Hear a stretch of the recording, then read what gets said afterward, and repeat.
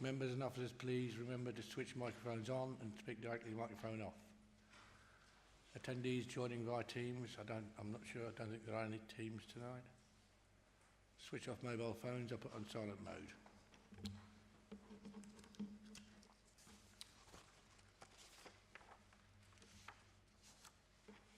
Emergency evacuation procedure. Turn left, follow the green emergency exit signs to the main town hall entrance and proceed to the assembly point at St George's Square. We got on to agenda item 1, apologies for absence tonight. Yes, Chair, we've received apologies from Councillor Javid Hussain. Okay. Minutes of the 16th of January. Everybody okay with those? Happy to sign them? Any disclosures of interest tonight? Yeah, Councillor Steer. Item 7. Yeah. What's the nature of that declaration? Pecuniary interest. Pecuniary interest. Okay.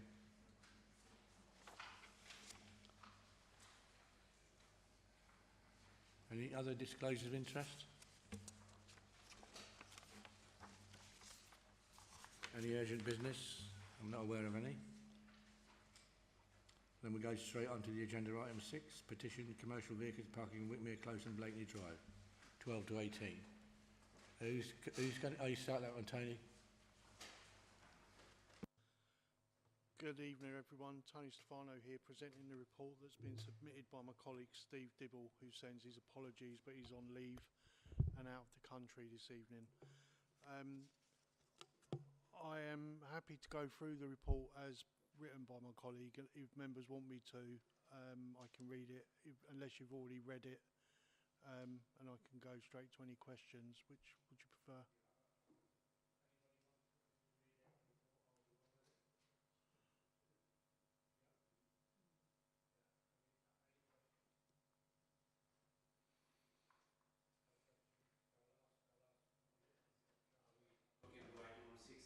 Item 6, yes, it's Whitmere Close and Blakeney Drive. Sorry, it's just a referral to specialist services.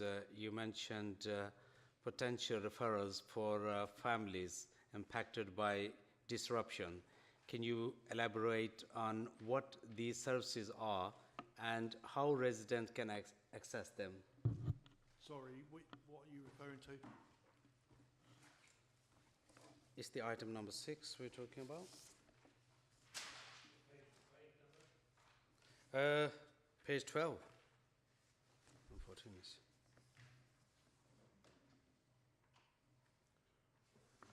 Referral to specialist services. Check.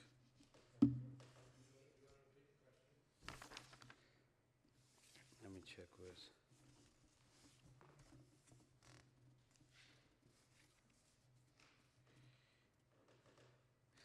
Okay, I can. Are you referring? I'll come back to that for that. But there's another one. Are there any preventive steps to the council can take, such as signage awareness campaigns or direct communication with ELM transport to discourage future disturbances? So the investigation team that Steve Dibble leads has concluded that there was insufficient evidence for the purposes of allowing him or his team to issue either an abatement notice for the noise or a community protection notice, either of those options. His conclusion was that there was insufficient evidence to do either of those. Thank you.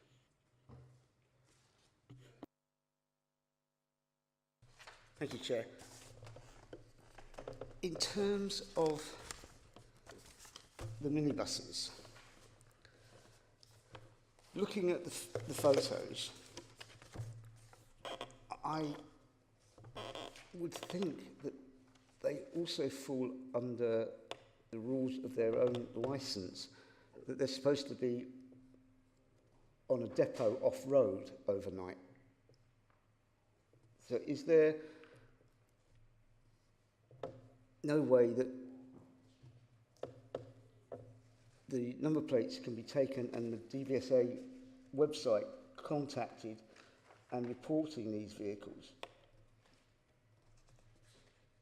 So in the report, Steve Dibble has provided that he has liaised with the DVSA and spoken to them.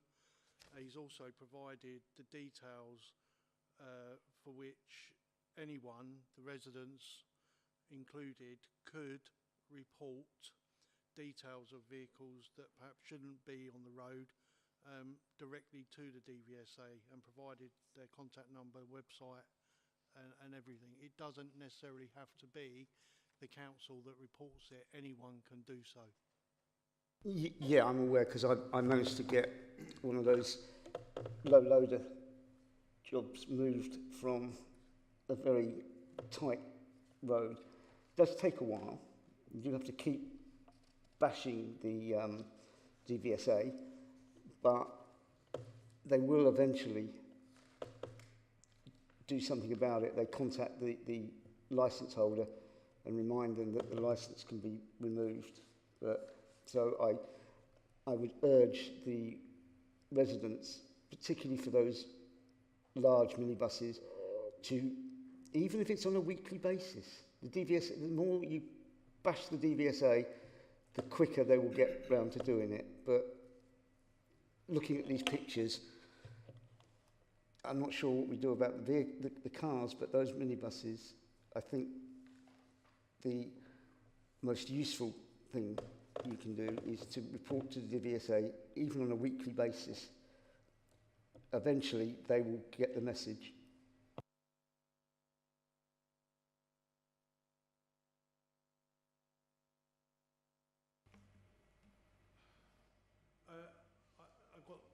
I think I've answered the question.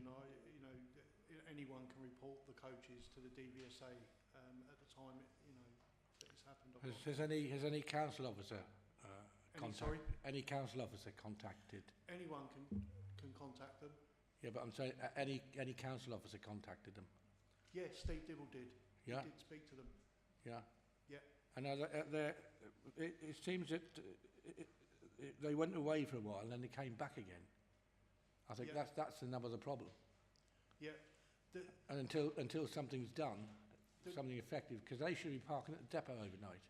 The problem, the issue is that Steve has determined in his professional opinion that the vehicles are not causing a statutory nuisance, and the test for the purposes of issuing a community protection notice is not met. So in that respect, he has taken a decision that he's not able to take the enforcement action which is perhaps being requested of him. Having, given the matter a great deal of thought and reviewed it over quite a period of time, as the board will be aware, he's taken his time to consider the issues. There are no parking restrictions in that street. The difficulty is, if I could probably add some more, and I don't know this for sure, but the videos that I have viewed, which Mr. Rahman kindly provided recently, seem to suggest that they've been recorded from CCTV cameras that are located probably outside of your house or a house, and a doorbell.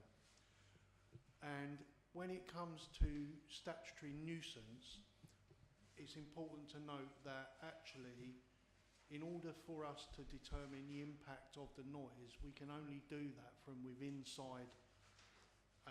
the residential property, not outside. The noise that's been provided on the videos, gives us a picture of what it's like if you stand outside the house. To determine a statutory nuisance, we really should be measuring or looking at the noise as you hear it inside the house. It has to be from a habitable room, so your lounge or your kitchen, for example, and stuff like that. But the videos have been taken and submitted appear to have come from a camera that's located outside the house. So you don't get a true reflection of what the noise is inside the premises. premises, and I'm not making any comment on whether it's the same level or not, but, you know, that is standard practice when it comes to assessing noise, statutory nuisance for noise. It'd have to be from within the premises or the garden, but not outside of. Yeah, I think it would be difficult to prove a statutory nuisance getting a coach to start up, whatever the time of the day it is. It's a normally accepted practice. I just wonder, my problem is that is the response by the DVSA to license commercial vehicles, buses and coaches. I think, and Steve has offered, and he may well have already done it, but I can't obviously confirm that because he's on leave, but he has offered to write a letter to both ALM and has offered and said that he's quite happy to report the vehicles to the DVSA as well, but he just makes the observation that residents are also able to do that.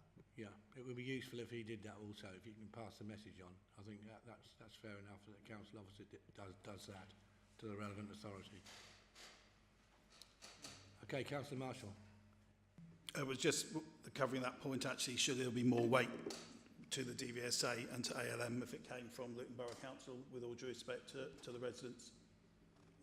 And I'll advocate what my colleagues have said, but if we are a council that cares, and we claim to be a council that cares, we need to be showing that there obviously is a major problem here. The petitioner and his residents have come out and taken a lot of time and effort to put a very, very detailed piece of information together. I think we just need to support the residents in trying to resolve it. And I think the difficulty here is that in supporting the residents, we're being asked to apply legislation that actually, in the professional opinion of the officer that has investigated the case, his determination is that there is insufficient evidence to support statutory nuisance or the issue of a community protection notice. If there was sufficient evidence and we were satisfied that were the case, then that would be the course of action that we would look to take. Clearly in this case, he hasn't been satisfied, which is why we've not taken that course of action. And as I say, there are, that's his professional opinion. I'm not for a second doubting his professional opinion. I would just like to see if there's something else we can do as a council to support the residents. I know there's legislation that we can't impact, unfortunately, but whether there's additional support that can be offered by other departments or not, I don't know. Just a thought, just trying to help.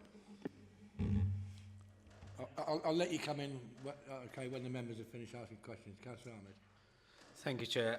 Just coming back to my first question, is page 12, paragraph 22, it says it's regarding that you mentioned potential referrals for families impacted by disruption.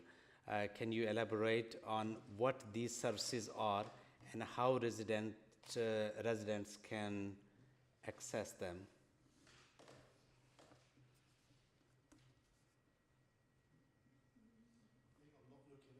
No, it's on the paragraph 22. So page 14. Page 14. This one? Yeah. Right, okay, I'm with you now.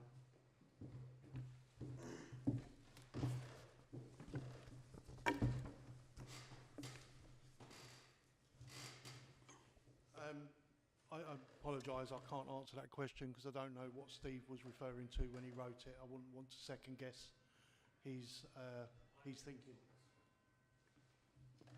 Thank you.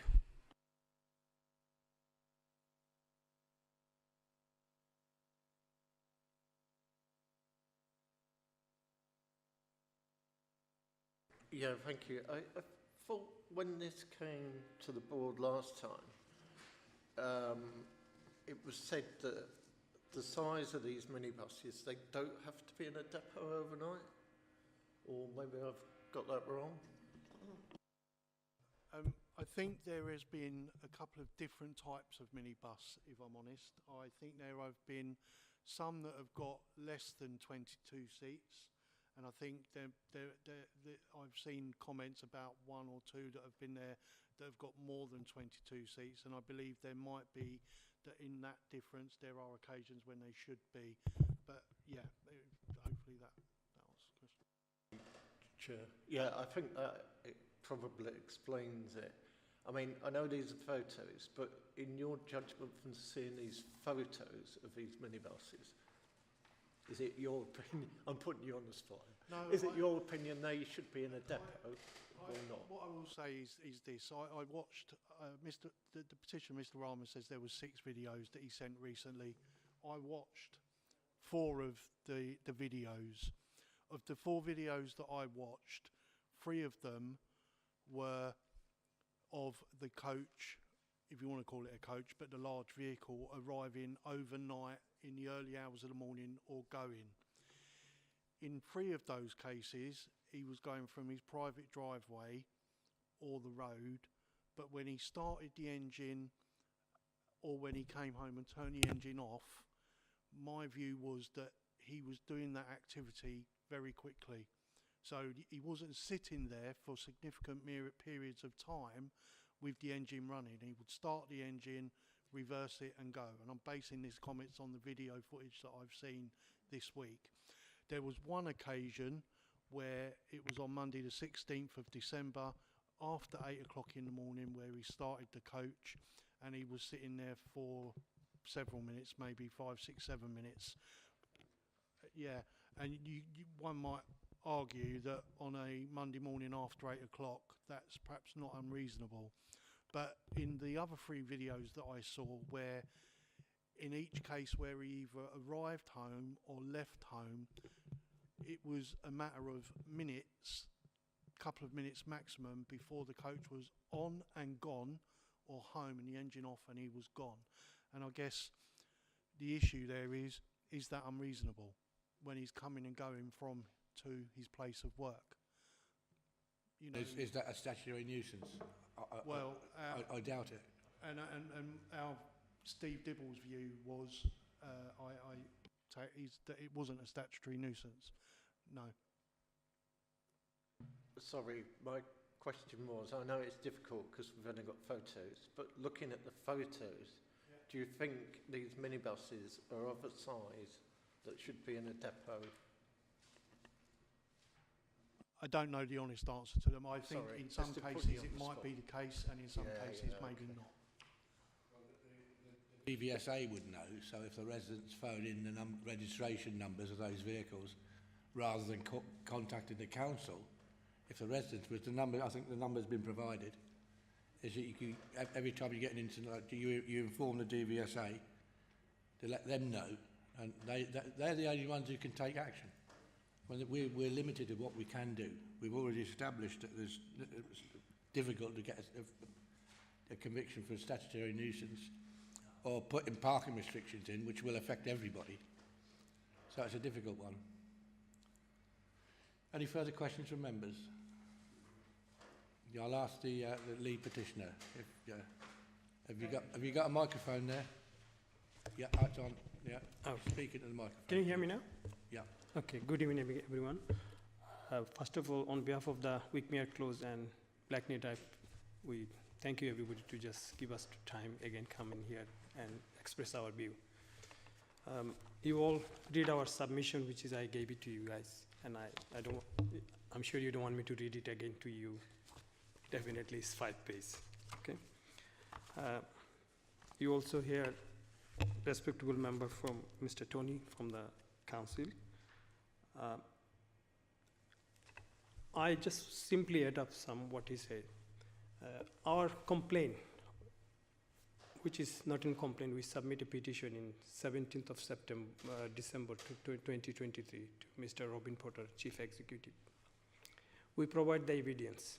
He said, I explained to this, provide the series of evidence, which is everything, what is coming. All CCTV footage, evidence, as much as we could. Yes, we contacted by Mr. Dibble in July. Before that, we are contacted by some other council respectable senior officer. And where is occurred there? And before even all of this, we tried to contact our neighbor and we express our problems, what is we are facing. And there was consensus that they used to park all of their buses in the Barton Road lay-by, which is A6, just down to the road. You might all see it in my submission. But there was a restriction put by the former, in advice of our former councillor on, because it's the marketing bus, so which is quite like, and restriction put in front there. And also there is a timing. And because of that, all coaches just come back to the Wickmere Close. They cannot park there. That was their view. But this is not in our concerns of whether who parked there and what, but our problem is because what we face is because we got autistic children. It's not one children, it's not my parents, it's a few children, and their sensory is really seriously affected. And then we got some retired pensioner people, they are 70, 86 years older. Some of them, last time we were meeting, they're coming in here, sitting on the back, and you were seeing that they just come because they are suffering. And it's happening since 2018. Previously, residents make complaint individually to the council, wherever they can. They always refused, they cannot do. Like as I heard, the council cannot do, there is no legislation.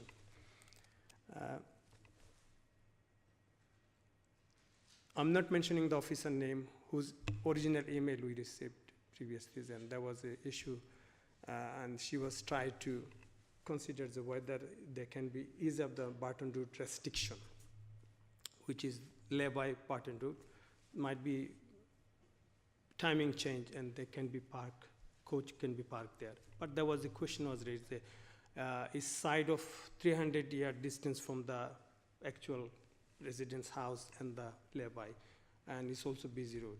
But we did mention in our submissions, these drivers are used to park there and they comfortably come.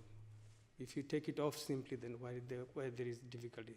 That problem could be taken, everybody's problem could be taken off. That's the one solution.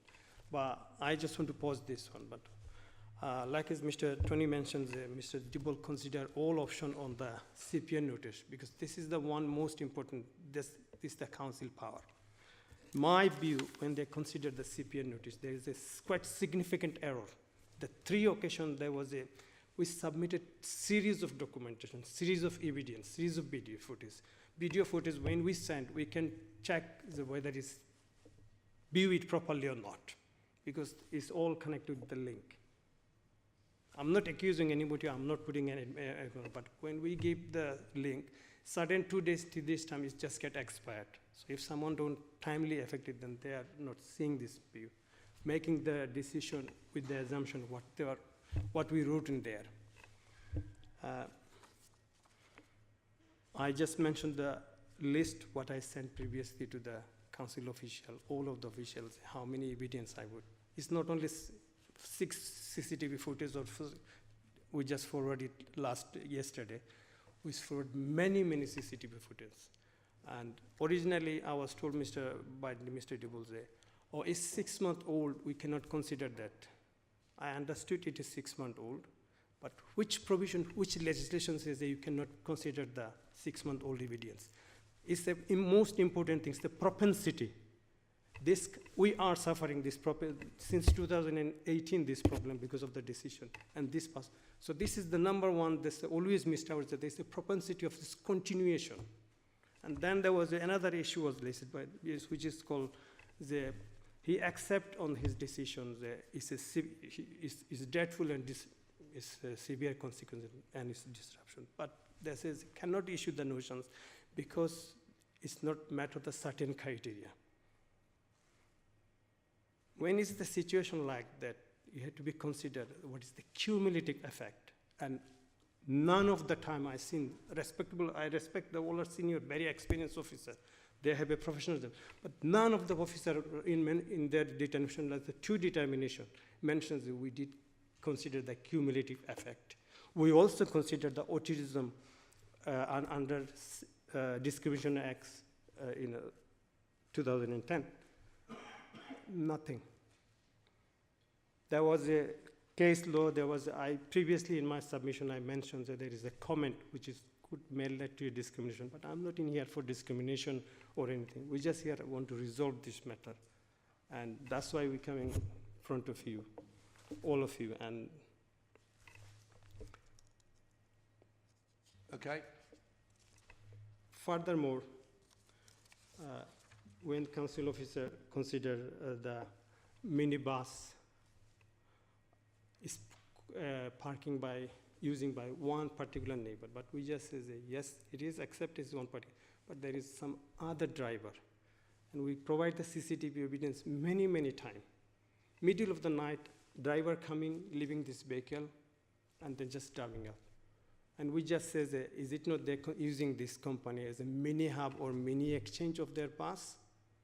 We are asking how many buses is it? We are not saying how many buses. It's the bus, maybe it's the same bus. Another one driver bring it, then another driver come, take it back, then another driver come, and middle of the night he's coming back. There is this ample CCTV footage we gave. That cannot be discarded. That cannot be accident. When you consider the notion, this is one of the important factors there. Why it's happening, and why they're doing it? Is it not something they're doing very reasonable thing? I don't want to say it's unreasonable. It's beyond unreasonable. The vehicle company based on Hamal Hampstead, residents living in Luton, they're bringing their coach. Then with that, there's some other driver also coming. So facilitating everybody using as a mini hub in here. And that's not looking out at all. Yeah, okay, I hear what you say, and we've been trying to resolve this for about the last 3 or 4 months now.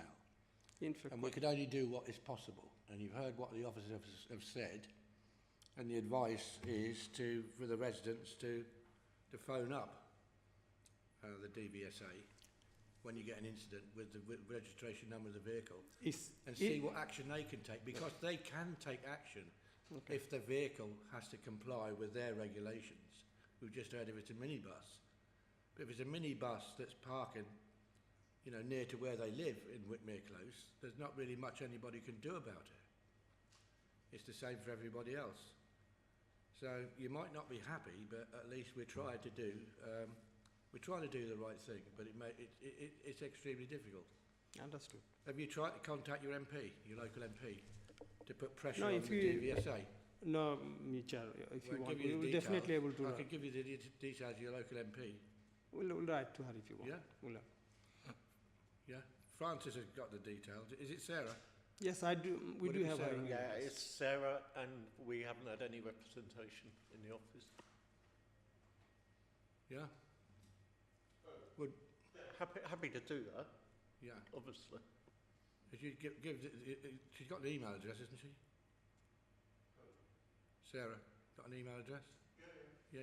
Yeah, give him the email address after the meeting, and you can see what helped the MP. That's Maybe fine. She's got more We'll do power that, than we yeah. have. Okay? We'll do that. So we are where we are. Any comments from the members? You happy to go with the recommendation?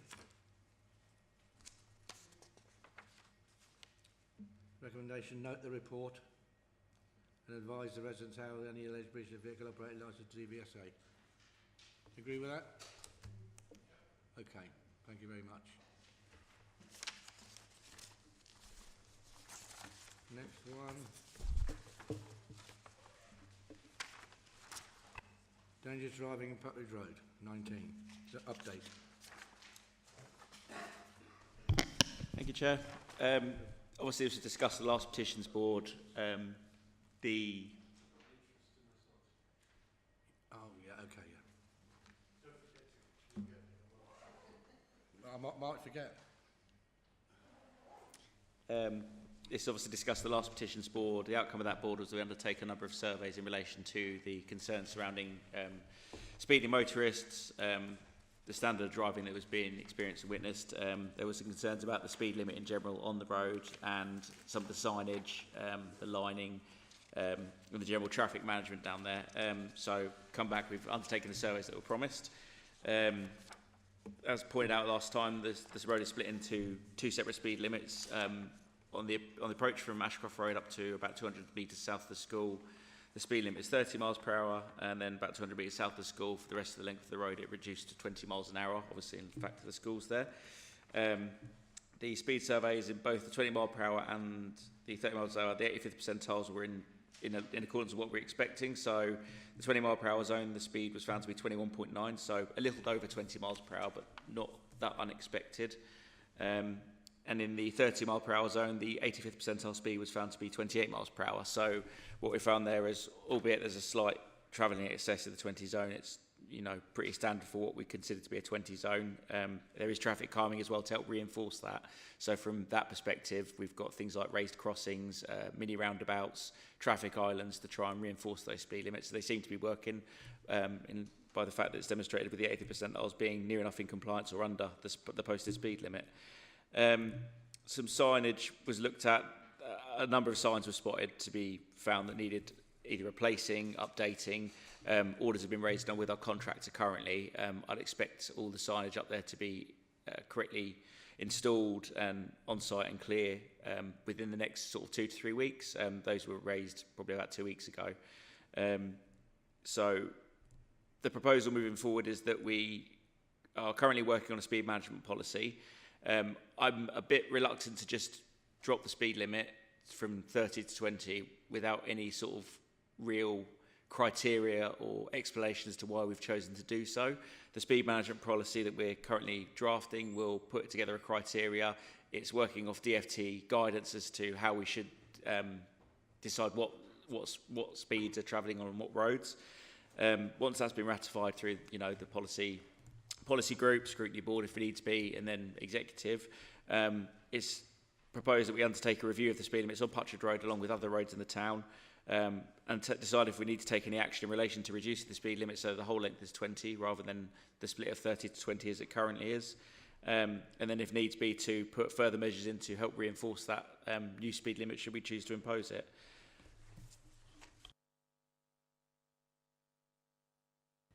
Yeah, it seems we've done what we needed to do so far. Councillor Ahmed. Thank you, Chair. It's regarding the speed survey timing. Were the speed survey conducted at peak traffic times, and did they account for school drop-off and pick-up hours when risk may be higher? Absolutely. So the speed surveys are conducted over a period of 7 days, and they're on 24 hours a day during that 7-day period. So they catch the traffic movements throughout all those hours of the day. Perversely, the speeds during sort of pick up and drop off time anyway will generally be found to be slower. So owing to the sheer level of volume of traffic that goes up there as parents come to pick up their children, speeds will generally drop. I haven't got the exact data for 85th percentile speeds during those peak periods, but I'd be amazed if they're much above sort of 15 miles an hour, to be honest with you. Most schools in the town experience a similar issue in that when it's kicking out time or dropping off time, everyone parks up, everyone has to drive and weave in and out to let everybody around, and traffic speeds generally drop. So it's normally we find the higher speeds are in the early hours of the morning, perhaps from 2 till 4 a.m. are the sort of the key hours I tend to see most often. That's reflected across pretty much every speed survey I conduct. I'd be surprised if it's any more than 5 mile an hour during set down and pick up times, school times. I've witnessed it quite a few times in the past. Sorry, it's just a follow-up. When can residents expect the missing or damaged signage to be replaced? Will temporary signage be considered in the meantime? Yeah, as I stated, the orders have been raised, they've been sent to the contractor. They were sent about 2 weeks ago, allowing for time for the signs to be made up, delivered to the yard, and then the contractor to programme works. I would hope within the next 2 to 3 weeks. It's not a large number of signs, so it's not going to be a big job. None of them require road closures or any complicated permits that would delay the job. So it should be, 2 to 3 weeks, quite a straightforward job. Are there plans to engage with residents or local schools to promote road safety awareness and encourage safer driving behaviour? The education team works with the schools and the residents as often as we can. Obviously, we've got limited resource in relation to education. We try and target the primary schools. We do work with upper schools and stuff as well, but it's primarily the primary schools. In relation to parents, I don't really think it's a matter in reality of education. I think the parents are very aware of what they're doing and how they're driving most of the time. I think, unfortunately, they're choosing to not drive as considerately as they perhaps could be.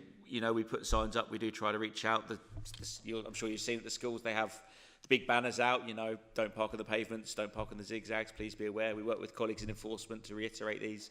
The PCSOs from Bedfordshire Police Constabulary, they sort of work with us as well. We do take a number of operations. We're kicking off a scheme in April, or rather a communications project in relation to schools. I think the starting point is going to be Beechwood. I don't have all the details for it at the moment, but we're doing a big communications push to try and elevate the importance of, you know, driving considerately and being aware of what's happening around schools, and also trying to promote a bit of sustainable travel. I mean, you may or may not be aware there's a load of restrictions down there that prohibit waiting during the key hours of peak. When the enforcement team are there, it does a reasonable job, but unfortunately, as with everything, they can't be there 24/7.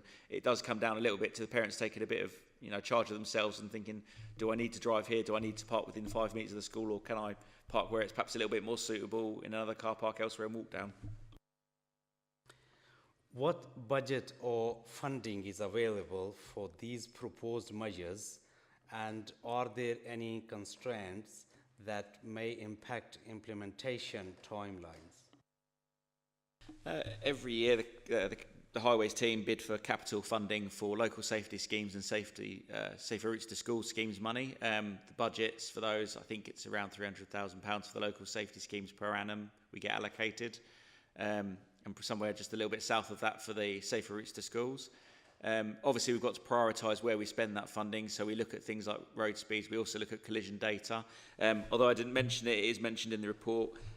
Putchard Road does have a fairly low collision rate, considering the number of vulnerable people and the high traffic that does go there in the peak hours. I would say that the collision rate's probably better than it should be in compared to other roads. However, I acknowledge that there are collisions on there, and obviously there is a high traffic of vulnerable young people going down there, so we do need to do something. But it's all sort of prioritised in accordance with the data that we find.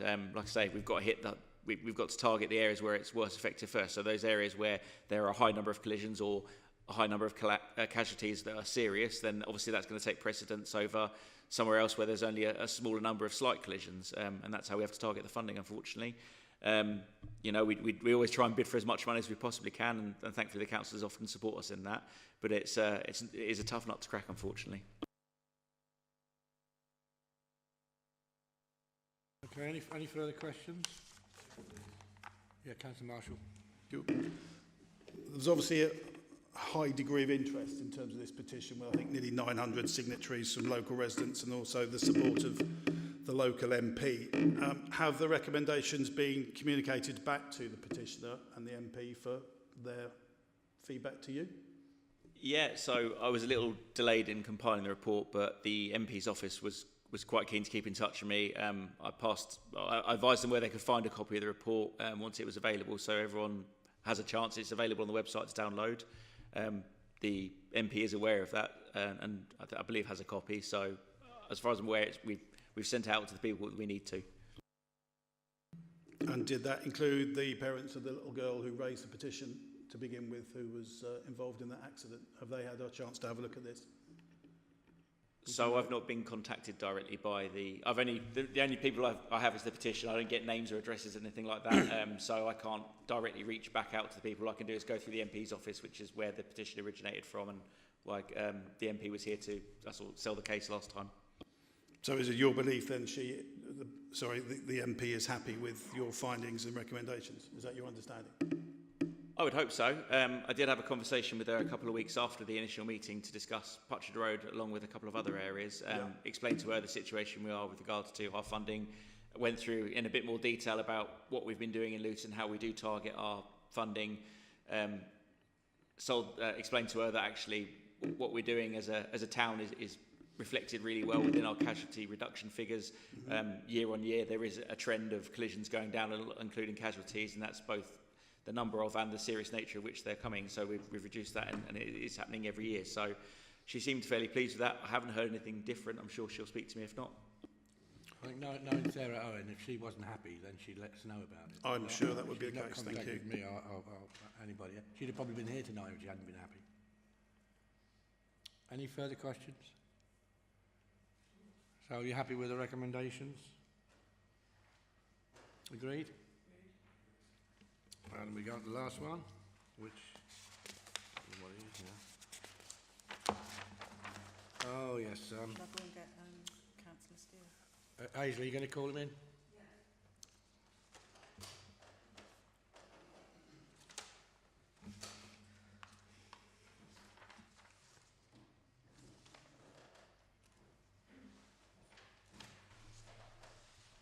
Thank you, Chair.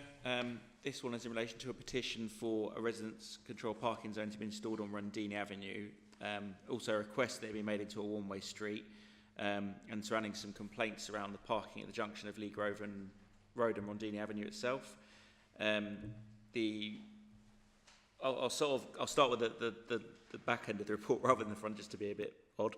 The junction of Lee Grove Road and Rondini Avenue does have double yellow lines present on it currently.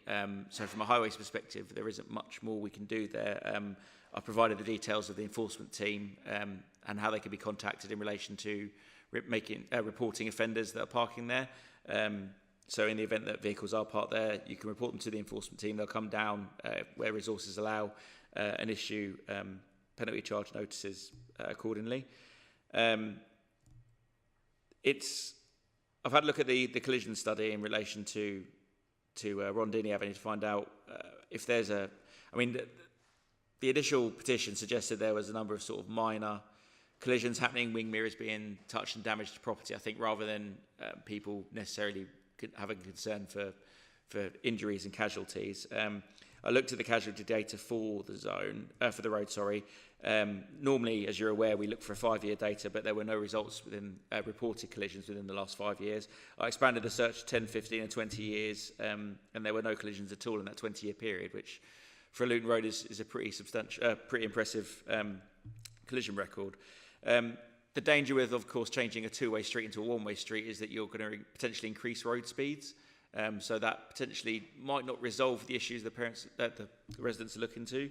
In that, obviously, the faster traffic travels down the road, the increased risk of having a collision. So I'm not sure turning it into a one-way street is the correct approach, although I can see from a parking perspective how it would be beneficial. Obviously, the road is somewhat narrow, and allowing vehicles to double park down it will then allow, without having to then weave in and out, will allow vehicles to travel in one direction of travel and technically open up a little bit more parking for it. In relation to the request for a CPZ, the council has a programme of works in relation to control parking zones. It's within, we don't do single roads at a time. The rationale behind that is that if we put parking restrictions for residents only on one street, the vehicles that are not registered to park on that street will then move to the adjacent streets, and it just causes the issue then on the next nearest street, and so on and so forth. So what we do is we tackle parking on a ward by ward basis. Now, the Saints Ward, where Rondini Avenue was looked at, was a little while ago, not too long ago, and some recent changes were made there. There are other wards in the borough at the minute that haven't been looked at for quite a substantial amount of time, or have never been looked at in some cases, which is how we prioritise our works. I mean, a word on that, parking on the highway isn't a statutory duty of the council to put in. We've got duties to road safety, which is why you'll see double yellow line junctions and things like that to make sure that we're improving visibility displays and, you know, trying to restrict people from parking inconsiderately. But when it comes to actually providing parking on the highway, there's no statutory function for the council to do so. We do so at the whims of the resident. So when we do that, we obviously undertake consultations. First, we'll do a soft consultation with an area to ascertain if there's an appetite amongst the majority of residents to do so. If such an appetite is demonstrated, we then might move forward with some design proposals, take that through a statutory process and follow that vein. As I mentioned, the Saints Ward was looked at somewhat recently, and therefore it's towards the back end of the programme currently, due for consultation in 2030-2031 financial year. There are a couple of proposals, really, to move forward with. The first is in relation to, the first option is that we undertake the CPZ and the one-way system at the same time. They both have like a traffic regulation order process. Both of them require consultation, and it would make sense to do them both at the same time from an installation perspective and also from a funding perspective. The alternative is that we undertake the CPZ resident survey at the 2030-2031 as proposed, but we bring forward the proposals to undertake a separate consultation for a one-way system. That won't be this coming financial year if that is the chosen option. It will likely be the next year at the earliest. But again, it'll be subject to other schemes and priorities at the time. So if there are other roads that have, it also comes out of the same fund with regards to local safety schemes and that sort of thing. So if there's other roads that we think need the higher attention and need that funding for it, then it may delay and push back the consultation for the one-way street. I hope that makes sense. I stumbled over words a little bit there. Is it Rondini Avenue, I think, in the report, I can't find it, that they do have off-road parking? Yes, it is Rondini Avenue, and there is some off-street parking available to residents, that's correct. Yeah, so that would make it not very high up in the priority list, would it? Well, like I say, it will be done as part of the Saints Ward. So we look at things like off-street parking. There's a number of things we look at. We look like proximity to areas of interest. So if there's football stadiums, airports, railway stations, etc., that's how it sort of initially is prioritised. Then we start looking at areas that have not been looked at for a long time, that are highly congested. So things like the Dallow Ward, the Saints Ward. Like I say, although it's some way down, that's more owing to the fact that we did just do some work there. I think it was last year or the year before last. Where consultations were carried out, and before that one was carried out I think in 2015, where all these roads were consulted at the time, and owing to the negative response from the majority of residents, these schemes haven't been taken forward, which is why these things aren't in place. It's similar in other areas like Lucy, for example. Despite being near the hospital, a long time ago the residents were sort of not in favour of having restrictions put in on roads like Shakespeare Road and the Poets area, which is why you'll see restrictions in some areas of the Lucy area and not others. Yeah, it's up to the residents to decide whether they want restrictions or not. Councillor Ahmed. Thank you, Chair. Are there any immediate measures that can be introduced to improve visibility at the Rondini Avenue or Lee Grade Road junction, such as additional signage, road marking or mirrors? So can't put mirrors up, unfortunately. We're constrained by the traffic signs regulations, general directions manual as to what we can put on the highway. They're not permitted in the manual to go out on the highway, so we can't put those in. There are yellow lines there to help restrict that. From a signage perspective, double yellow lines don't require an upright sign anymore. That was taken away quite some time ago, and the reality is all the sign would say is do not park here at any time. The reality is most people should be aware, certainly if you're a driver, of what double yellow lines mean. There's consideration into whether we could put some bollards or something at the junction to further restrict the parking. We do have a criteria in relation to where we install bollards. An assessment was carried out and unfortunately didn't quite meet the criteria on this occasion to put them in.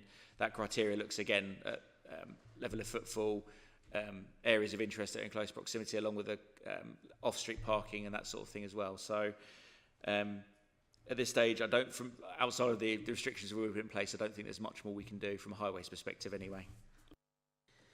Are there any council-owned or private parking spaces that could be temporarily made available to alleviate parking pressure in the area? Not that I'm aware of. I mean, if there are, in reality, they're probably already available with pay and display or something of that nature, in which case they're open. It's just whether people choose to use them. Are there any funding streams or discretionary budget that could be utilized to fast-track certain measures, such as improved signage or additional enforcement patrols? For the enforcement team, I can't speak, unfortunately. Tony would have been the better candidate to do that, but I suspect not in reality. Obviously, they've got a stretched resource. They've got budgets to keep to themselves. They've got hundreds of double yellow lines to enforce around the town. So they can't, it's one of those cases, they can't be everywhere at once. From a funding perspective, from a highways side, I don't think there's any additional, it's not really a funding that's the issue. It's just that I don't think there's any signage that we could really install that would further restrict this. I mean, the reality is if people are choosing to ignore the double yellow lines, there's no reason to believe that putting a sign up saying you can stop, you can't wait here is going to change that stance. Yeah, I mean, you can't put restrictions on an area that doesn't have any parking restrictions, which most of this area doesn't. And that's why they're consulting on the controlled parking zone and the one-way system, which usually is a good idea because then you can park on both sides of the road, which works in other parts of the town. Any further questions? Any comments? The recommendation, you agree? Yeah. Okay, that's it. And thank you very much for your attendance and maybe see you next time.